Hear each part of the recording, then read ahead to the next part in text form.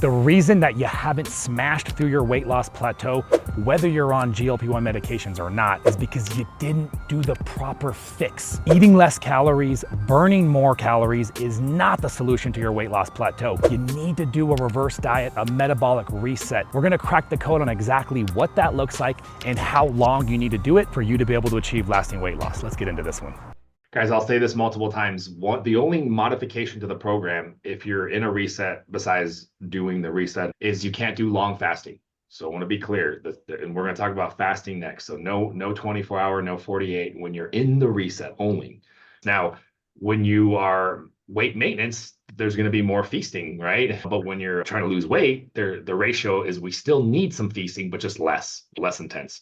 But it's that balance that the body really likes. And so my only question is that my body is naturally leaning towards carnivore right now. And in order to hit my protein goals, that's just where it's at. When you say it's leaning towards carnivore, what do you mean? I'm not desiring any vegetables. So like the month of July, I was like, I had meat aversion. And now it's just, that's the only thing I want. That and fat. Yeah, carnivore is such an interesting thing. And if you're going to do carnivore, then do carnivore for a couple weeks or a couple months. It's definitely not sustainable for 99.99% of people, but there could be some miraculous healing.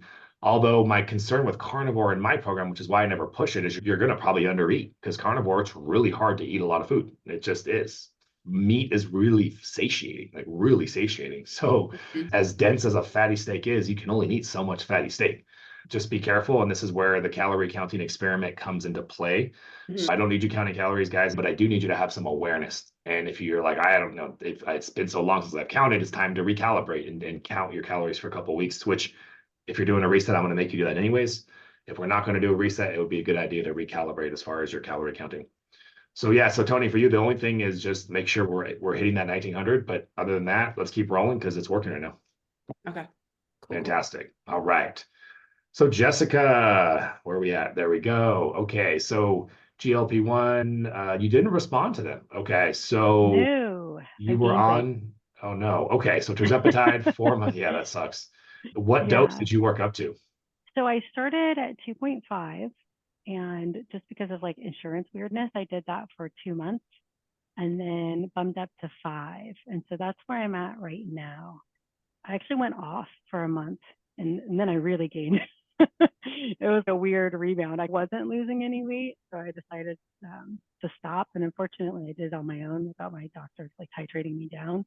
And the appetite went like out of control. So then you probably a good 5-10 pounds.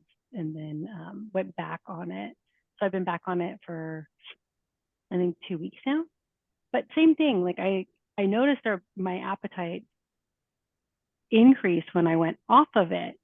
But from the time of starting to take it, like it doesn't change my appetite for the most part. Yeah. So all that, yeah. Are you back to 2.5? I'm on 5. Okay, so you went straight to 5. Okay. Yeah, she put me right back on 5 because I only been off for a few weeks. And you're not diabetic or anything, right? Not technically, but I was gestationally diabetic. I'm probably pre-diabetic. Everyone in my family is diabetic. I am perimenopausal. So the last 6 months, my cycles have started getting irregular, and I've had other perimenopausal symptoms kind of start kicking in. So I think you're heavily insulin resistant. You're heavily. So the moment that you try to diet, inflammation is off the charts. Yeah. So that moment you try to diet, your body's I'm going to crank down the metabolism. So we're going to have to really focus on fixing the insulin resistance before weight loss really starts. I usually will still lose some weight too, but we're going to have to really fix some things. Do you happen to know how many calories you've been averaging? I eat a lot. I eat probably about 2,500 to 3,500 calories a day. Oh, wow. And so 2,500, so definitely no reset needed. And at that range of 25 to 35, you haven't been losing or gaining the last several weeks. You've been stable. So yeah, I'm pretty steady. I had that kind of jump up and then I've been like pretty steady. Yeah. Okay. So all we're going to do then is we're going to implement the protocol, no reset. You're going to start increasing your fasting windows and get to that 48 as quickly as you can. And then I think along with everything else, we're going to snap at some point, the insulin resistance improves and the weight should start coming off. You have an inflammatory condition besides your I have, menopausal? yeah, I've got on my lab tests, like all my inflammatory markers are really high. Okay. My mom's got rheumatoid arthritis, and a lot of my Mm. aunts have like fibromyalgia and So yeah, ulcerative colitis, all that kind of stuff. I'm like like I don't actually have a diagnosis. I've got osteoarthritis, I've got joint pain, I've got chronic inflammation. no I take Celebrex, official. but I Yeah. don't. Yeah, they were going for a psoriatic arthritis diagnosis for a while there, but I didn't quite meet the threshold. So So unofficial I see a autoimmunity. rheumatologist, Yeah. but I don't have an autoimmune diagnosis. More Officially, like just but inflammatory looks like you do. So why are you taking the Celebrex? What happens if you don't take the Celebrex? joint pain. Yeah, I've got arthritis Okay. in pretty much all my joints. So do you know about LDN yet? Is that So the make low sure. dose naltrexone? Yep. Yeah. So I would love to see you get on that, and I'd love to see you be able to wean off the Celebrex because Celebrex is working against you. Yeah. It's not. You might feel better, but yeah, it sucks for weight But loss. it was Sucks for interesting. health. That was the only thing I noticed when I started taking the GLP-1 is that a lot of my like joint pain went down, and I was able to not take my Celebrex and not notice it. That's the goal. Look, I'm not saying Celebrex is necessarily No, nobody the wants to be on it for thing. life. Like even my Yeah, rheumatologist, he tells me to like, if I'm feeling good, to not take it for a yeah. while and see how it goes. I would It's absolutely. cyclical. The pain cycle is cyclical. I think the combo of the GLP-1 and the LDN, you should probably be able to get off the Celebrex. I can't tell you to wean off of it, but Yeah, definitely it sounds like you're in agreement. yeah, Make yeah. sure you talk to our provider on the call about getting LDN from us. Okay, great. Okay, cool. So there we go. Any questions about your starting point, Jessica? No, I think that makes sense. So I should start working up to the fasting. Yeah. Yep. And we're going to talk And about then, fasting in depth next here. okay. Any other dietary recommendations We're going to or? talk. Yeah. So we're going to talk about Okay, we'll fasting get and then into that. food next. Okay. Yeah, Yep. yeah. Okay, Cool. sweet. Awesome. Peggy, where's Peggy at? There she is. Okay. So you've lost 51 pounds since January with us. That's what it says here. Okay, cool. Cool. This is not your first program with us. This is a renewal. Is that right? Or okay, perfect. Fantastic. Because you're a renewal with us, do you have any you know the rodeo pretty well. So do you have any specific questions? That way you can hang out and learn as much as you want, but if you want to hop off, do you have any specific questions since you've been doing this for a while and been successful? Can you hear me? There it goes. It's challenging to hear you, yeah. Okay. I just had rotator cuff surgery, Okay. and I've been stuck and yo-yoing on the same 5 to 7 pounds for like the last 7 weeks. Yeah. And usually I can do the fast. I can do the 48-hour fast pretty easily. I've done 72-hour fasts a couple of times. And normally whenever I do that, like I'll drop 2 or 3 pounds, even as much as 4 pounds. And that's not happening. Like I'll do the 48-hour fast and I'm back up 2 pounds. For sure. So how many weeks have you been at this stall with your weight loss? 7 weeks. 7 weeks. Okay. So we just need to do a reset. Do you know how many calories you're eating on those non-long fasting days? I'm gonna say 12 to 1500. I do log it. I do keep up with it. And maybe I overestimate a little bit just because I know typically people seem to underestimate. You are severely undereating. Sorry, go ahead. It keeps up with, I do the fit something and it keeps up with it. And I guess my portions when it calculates, maybe I am overestimating a little bit on that. Okay. So we need to do a reset for sure. So in this case, Ceci, this is interesting. We're doing a reset, and a reset, if somebody's doing the 48-hour fasting, they need to dial back the fasting. You could just not fast at all and then eat those 2 days, but that'll be a pretty big weekly caloric increase, especially because you've been doing the 48 for a while and but your body's pretty adjusted to that. I would probably recommend in this case that for the next week, you bring your fasting down from 2 days to 1 day, and then the following week, no days. So the 5 days you're going to keep your caloric intake the same, but week number 1, we're going to add that 1 day of eating. Week number 2, we're going to add that next day of eating. Then week number 3, we're going to bump the entire week's day of eating. And then Ceci, she'll work up to a normal reset at that point. Okay, could you go through that again? Yes, absolutely. So when is usually your 48-hour fast? Sunday, 4 o'clock to Tuesday. Okay. I So mean, so Wednesday. okay, perfect. So this Mhm. next fast, you're only going to do it for 1 day. That's it, not 2 days. So 1 24-hour fast. Yep, you're gonna that extra day that you're gonna eat that day, like you're gonna eat a normal day's worth of food. Okay, Then following week, you're gonna eat all 7 days. okay, You can still do intermittent fasting during your reset, guys, because it's just as long as you're hitting your calorie goals, that's fine. But so then after that, then we need to bump up our intake of calories every single day. Because you said you're averaging about 12 to 14. So we need to get that up. So on week number 3, probably get you up to 1500. And then we'll take you up from there. We'll get you as high as we can. And then we'll get back into the protocol and you should be fine. You just let yourself eat too little. So after the reset's done, let's say we have you to 17 or 1800. After the reset's done, you'll get back to the fasting. The key for you so that you don't do this again is, let's say it's 1800. You got to keep 1800 on those days when you're not long fasting. Otherwise, Okay. you're going to otherwise you'll slip back into this reset again. And it'll happen faster too. Your body gets better at adapting. It works both ways. And so we got to keep our body on its toes. Okay. Cool. And then also, just because you've been doing this for a while, there is this other concept of not so much Ceci of fasting sort of adaptation, but it's or not a calorie restriction adaptation, but just a fasting adaptation in general. 48 every single week, even if your calories are good, the body adapts to that. So that's why make sure she watches the flow fasting variability video. And even when you're doing good, every 4 weeks or so, it's a good idea to switch it up on your fasting. And so that video, Ceci will send you and make sure you watch that. Okay. Cool. All right. So we got, yeah, you're welcome. You're welcome. Is it Tesha? Did I say that right? Tisha. Tisha. All right. Tisha. Longy. Yeah, the longy. Cool, cool, cool. All right.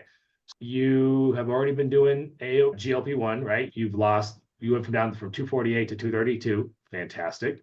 But it wasn't with you guys because I just signed up with you on Friday. But Okay. I have a unique situation. I was sick for about 3 months and I had this horrible violent cough. I could not get rid of it. I saw all kinds of specialists, was on different things. I did 2 rounds of steroids, 3 rounds of antibiotics, just a lot, and nothing worked. I ended up doing a religious fast, the Daniel fast, which basically means I was eating God's food, which is fruits, vegetables, nuts, seeds, pretty much. Yeah. That's all I was eating for the last 3 weeks, and actually almost 4 weeks. So I lost weight, but I can't tell you that it was all because of the fast, because I have been doing Manjaro for 7 weeks. Yeah. This is my 7th week. So I don't have an appetite much. I don't know how many calories I'm eating, probably somewhere between 1,000 and 1,200 calories right now. But this is the last week of that fast because my cough has completely gone away. That I have no idea why, but it went away It's gone. through the eating. But I don't want to continue doing this. I want to get back to eating protein. Yeah. And I'm gonna start that on Sunday. Good. So the only problem is, or my concern is, when I start back eating protein, I'm afraid that I'm gonna pick this weight right back up that I lost. I don't have an appetite. I'm on 5.0 is where I am right now. Really, I did a 24-hour fast over the last 24 hours, not intentionally. I was traveling and I just didn't have time to eat. Totally. And I didn't even feel the hunger. Yeah. But I So- don't feel like I'm eating enough calories. I really You're not. So I confirm. And so if you, like I said earlier, guys, if you increase your calories too fast when you are down regulated, meaning when you're slowed down, that's what causes weight gain. So we just got, yeah. So we're gonna work with you here. So I would say for the next week, you said you were averaging about 1,000 to 1,200. I'm assuming. I really Yeah. have not been counting. Okay, so let's just start you up at 1,300. Let's start counting and let's see what happens with your weight. And then we'll go up from there. So definitely going to need to do a reset. Start you off at 1,300. And then we're going to talk about AOD and GLP-1s during a reset here in a second. But that's going to be your starting point for your reset. Okay. Okay, cool. Okay. So I ordered the AODs and I'm assuming they will be here like next Yeah. week. And I've been excited about knowing that they're coming. So with this reset, am I not going to be doing the peptides or? Let's talk about that next. Yep. Now that we got through all 5 of you guys. Okay, so let's dive into that because that's a big one. So starting with the AOD, that one's easier. You can absolutely take AOD during your reset. It's impossible for us to determine in the beginning whether someone needs a reset or not. So 90 AOD lasts you for 90 days, but the reset obviously extends before you actually get into the weight loss. Some of you will lose weight during a reset, but usually it's not a weight loss thing. The reset, usually it's a weight maintenance. As you're feeling better, your metabolism's turning back up, like you get out of zombie mode. It's awesome. And you're eating so much more food, which is obviously a good thing because then we get out of the reset and you start losing weight. So AOD, just being aware that you may need to buy more AOD. That's totally up to you. I just give you that caveat. It can absolutely start helping because AOD does help rebuild the metabolism. Just you'll start using it faster. So totally your call on the AOD. Now the GLP-1. So depending on how long you've been on the GLP-1, if for me doing a reset, I would take a break. That's me. And for so many reasons, I want to how I feel about the microdosing and using lower doses. So I want you guys to your body resensitizes to it when you take a break, which is nice. It gives you a chance to mentally feel hunger again, which long term you need to get comfortable being hungry. It's just right now, before you started the GLP-1, we had this pathological amount of hunger. It was a disease state. I couldn't control myself. In the future, you're going to have a healthy body. And so a healthy body has normal amount of hunger. Guess what? Normal amount of hunger can sometimes still push you over the edge, right? And you're going to be able to splurge more often in the future. But the key to lasting weight loss, one of the keys, is still having a tougher mindset. So I like that idea too of you battling the hunger and feeling it for a little bit too as well. You can always get back on if you just feel like getting off of it is just, oh my God, your world is collapsing, but it rarely happens to your surprise. So your question. Yeah, Jennifer, go ahead. I still have an appetite on it. Yeah. Like I still get hungry 3 times a day. Like I don't have that like extreme appetite suppression that everybody talks about. Why is that? Because you're not on the max dose. Okay, so just okay. Yeah. So look, the maximum dose of tirzepatide is 15 milligrams. The maximum dose of semaglutide, I'm going to stand up. I love if you guys don't have a standing desk, it gives me the option to switch. But the maximum dose of semaglutide is 2.4.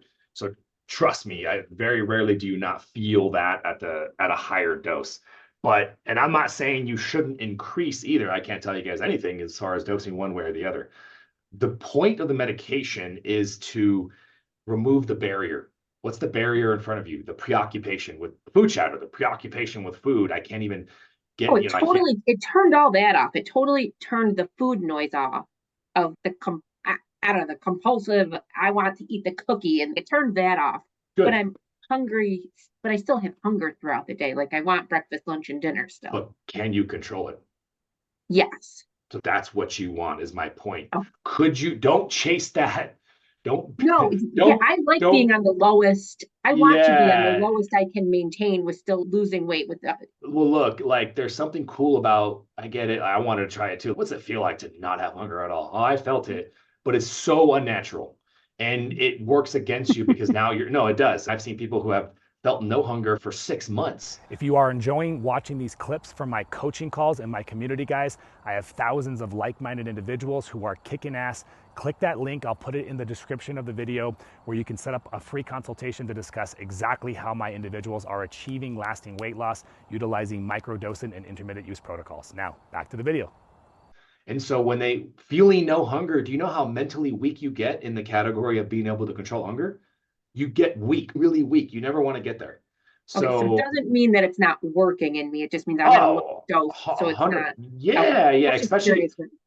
Especially because you just told me it is suppressing the overall like binging and craving. It's just you still feel hungry. That's a good thing. That's actually a great thing because some people are like, oh, I can't even eat. And now that's another problem. So that's a total good thing for you. Before you move on, I do have a question. Yeah. You said that I should do a reset. How long are we talking about a reset? How many weeks do we? It's totally individualized, and so I can give you a range, usually 3 to 6 weeks.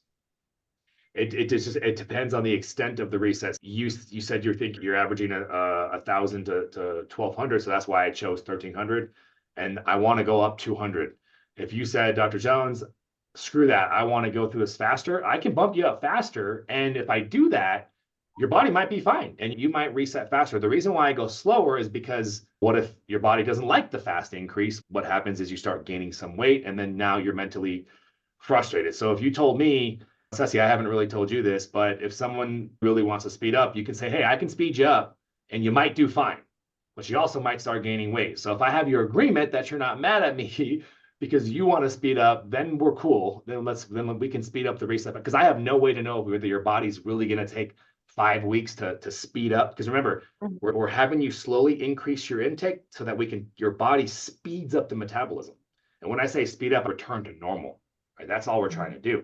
Sometimes it's a longer process for some of your bodies. Sometimes people would fast. It's just no way to know that. And so I always go on the slower side.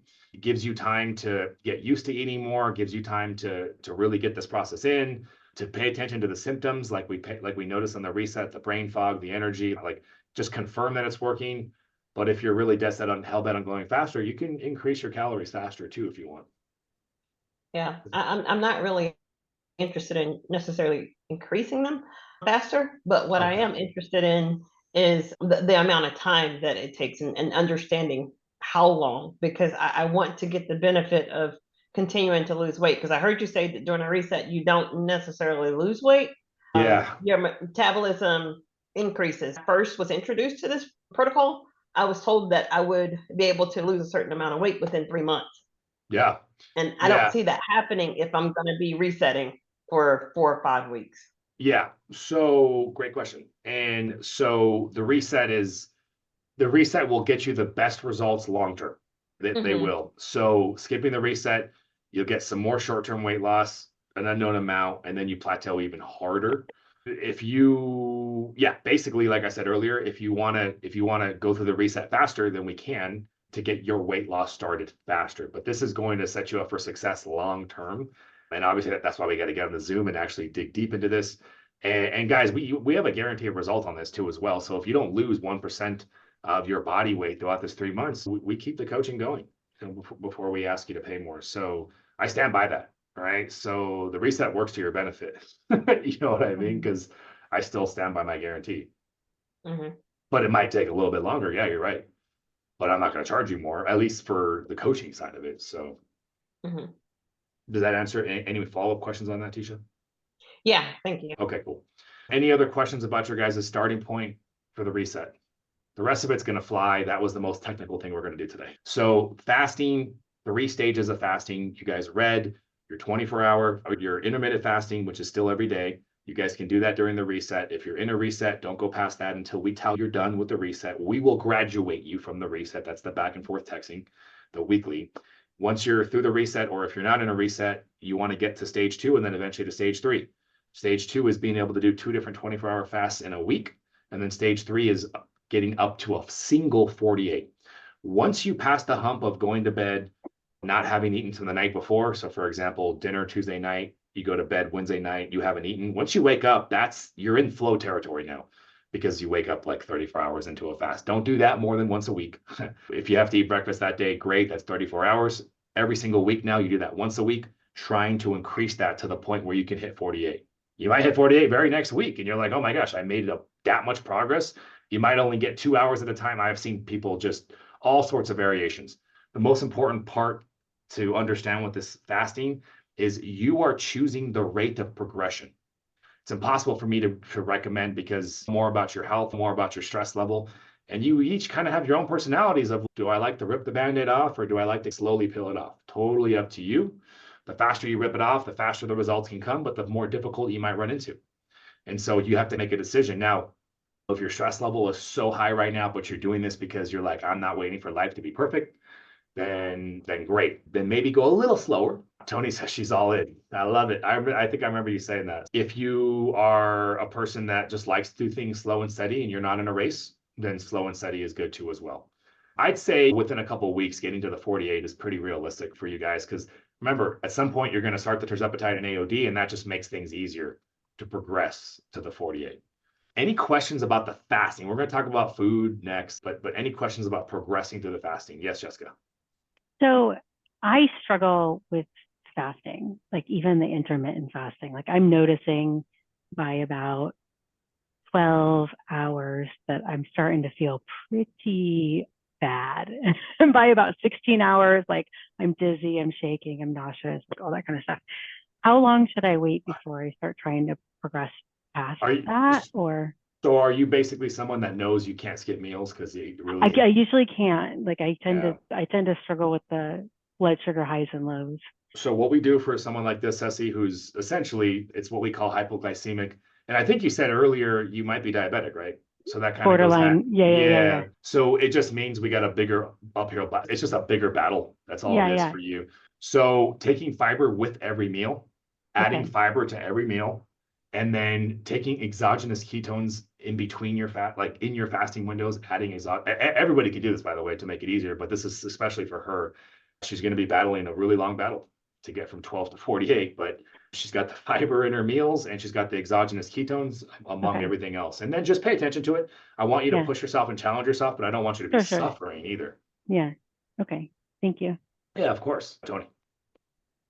What does the ketones do while in the fasting window? Suppress appetite, and it puts your body, it's giving your body ketones. Now, giving your body ketones versus getting your body to produce them, that's the thing about the marketing supplements where they're giving you all the benefits that I think come from endogenous production, but they're saying, oh, look, test your blood, you're in ketosis. And they really overplay the results of taking these ketone products, which is honestly, down there's a difference between testing from external. But anyways, that's just my own opinion about it. But there's still benefits to taking it externally. I think it makes it easier for your body to get into internal production, endogenous production. It can suppress your appetite. It can give you mental clarity. Some people feel really good.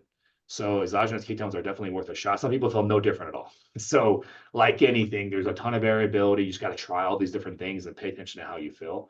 I brought it up for her because of the hypoglycemic thing. I think it'll be very valuable for her, but it could be valuable for everybody. Okay. Does that take you out of a clean fast? What do you mean by clean? You mean the most optimal fast? Yeah. Yes, I wouldn't use the word clean because then it's dirty, but I get what you're saying. Like technically the most optimal fast would be not taking anything, but Okay. you don't necessarily have to have the most optimal fast. But yes, that could be the goal. Yeah, because I've noticed that some days when I've been doing the extended fasting that I do need the coconut oil. Yeah, the fat bombs, right? And whatever it takes to get through it over time, you should notice over time that you're needing less and less. Unless all of a sudden you're going through some crazy stressful stuff in your life, then that's different. Now stress is hammering your life. You're going to regress on your fasting. You're going to regress on everything. That's what stress does. We know that. Yeah. Okay. So the food guys. Oh yes, Peggy. That's one thing. I love the unicity. I love the lemon ginger tea. Love it. Drink it every day. The balance packets, can I drink them? You can. It's got calories in it, but it's mostly fiber. And technically fiber and fat they're less, I don't want to use the word damaging, but we're still getting the goal of lowering insulin, which is what we're trying to do primarily with the fast. But if you want a cleaner fast, then we would have nothing. And then we would getting maximum cellular autophagy as well. But the primary thing right now is lowering insulin. So fat and fiber can still be used. Because sometimes with just all those days when it seems really hard, that little balance packet feels like I've really had something and makes It the rest of does. the day a breeze. It does. Balance in the evening and the afternoons helps a lot for sure. And it tastes good. And it tastes like a little creamsicle. I know. Cool. And she's talking about, it's on the, we're going to talk about supplements in a second. So with food, guys, it's super easy. We just reduce our consumption of processed foods. So this is the cool thing. There's nothing that I'm telling you guys that's super secretive or super complicated. We just got to eat less processed foods. And you've heard that before. Give me 90-10, 90% clean, 10%. I want you to have some wiggle room. I want you to have some junk food, whatever your guilty pleasures are. Just keep it under 10%. And then I want to get you to the point where you can have 80-20, have even more flexibility. Keep your protein intake high. We talked about that between your target weight and your current weight in grams of protein per day.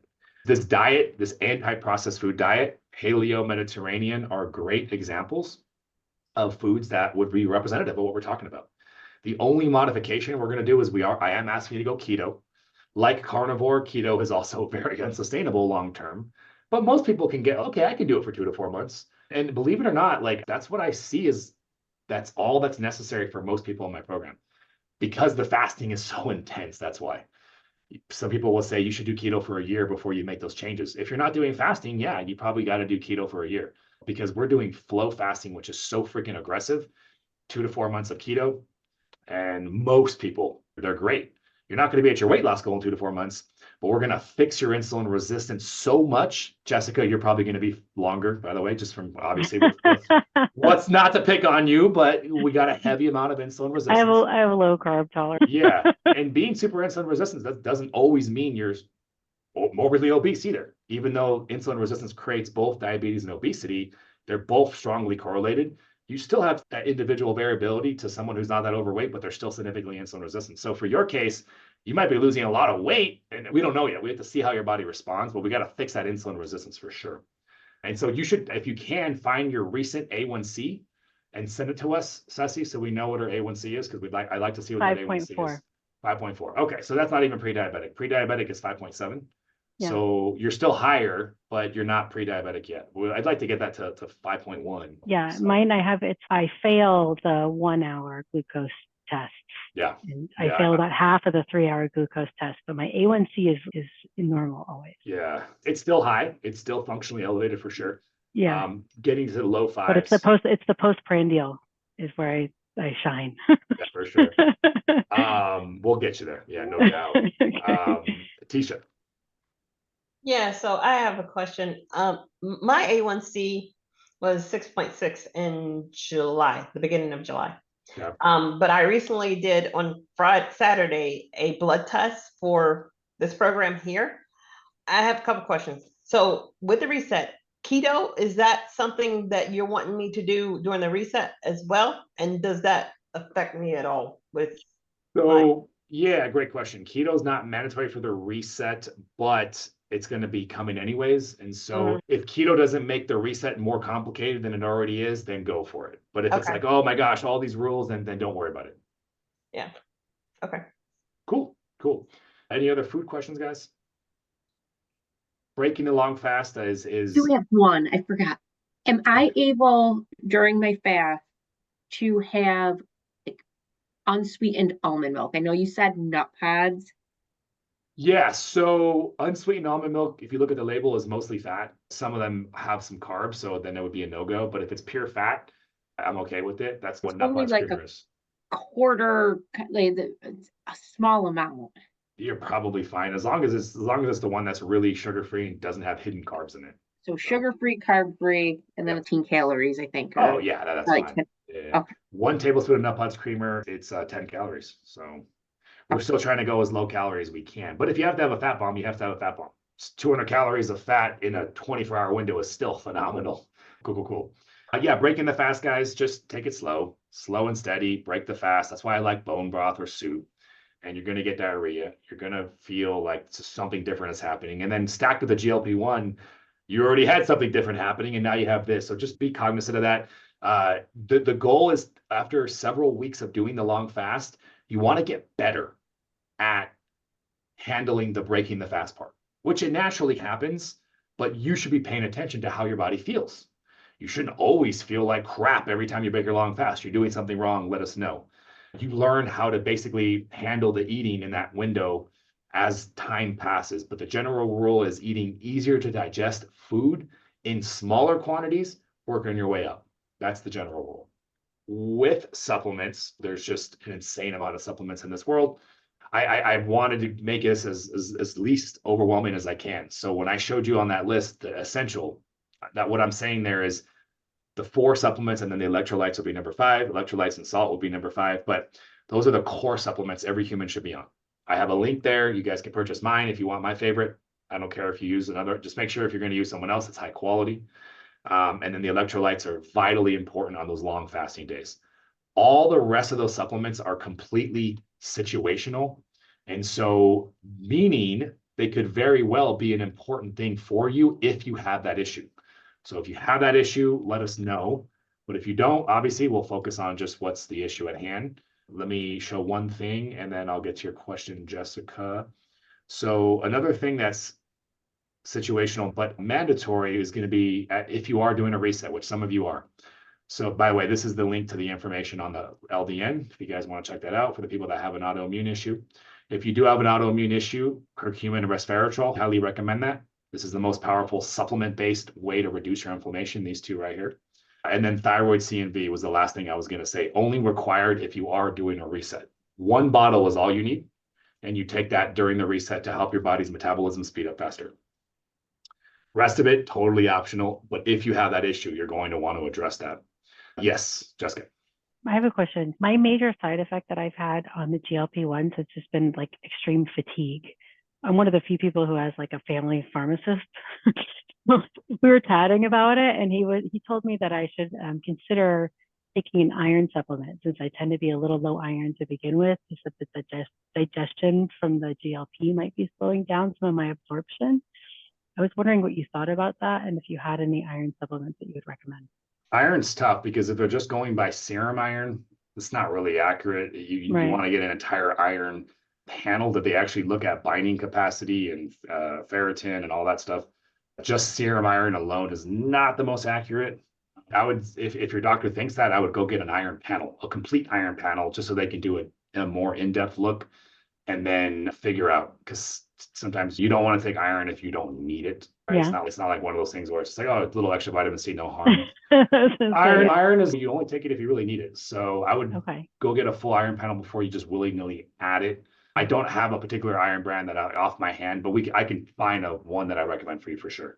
If you guys enjoyed watching this video, then you guys are gonna wanna check this one out. I take a deep dive into fasting and overall lasting weight loss strategies utilizing these GLP-1 medications in the best format, microdosing, intermittent usage. Check that out, guys. We'll see you later.